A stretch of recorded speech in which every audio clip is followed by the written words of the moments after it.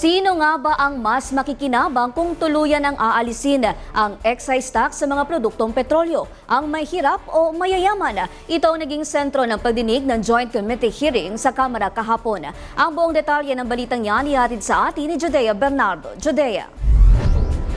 So when you remove the excise tax on gasoline, and in the case for diesel, na 85% po yung share ng 3 richest decile na yon, ang pinakamay kinabang po nito is actually those 3 richest decile.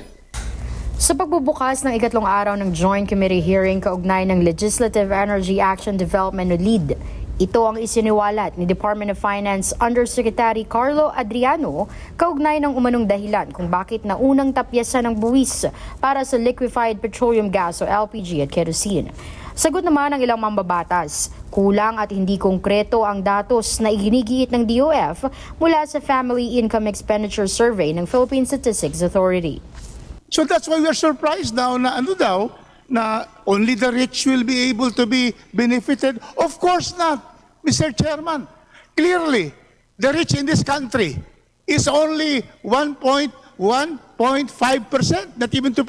These are the people receiving a monthly income of 180,000 to 240,000 a month and above. Ayon naman kay Representative Franz Pumaren, posibleng mag-away pa umano ang mahihirap at mayayaman dahil sa pahayag na mayayaman lang ang makikinabang sa excise tax reduction sa gasolina at kerosene. Can I just make a request, Yusek, no?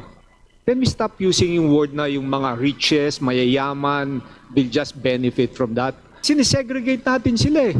Yung mga ibang middle income sa akin, they use yung gasoline, diesel, they pay for their monthly dues sa pagbili na ng kotse.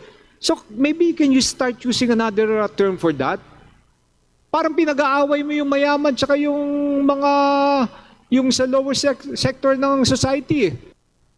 Sa bahagi naman ng DOF, sinabi nito na handa na ang kanilang ahensya sa regulasyon at pagtatanggal ng excise tax sa langis. At ang hinihintay na lamang nito ay ang pag-i-issue ng executive order na magmumula kay Pangulong Ferdinand Marcos Jr.